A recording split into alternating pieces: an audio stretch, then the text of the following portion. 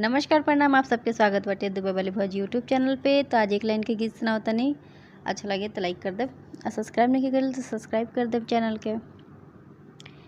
कौना देवता के गढ़ल सवारल हऊ, हमरा खातिर जमी पर उतारल हऊ। तोहर अखिया बा कइले दीवाना, ये जाना बाड़ू अनमोल, बाड़ू अनमोल ऐसन खजाना।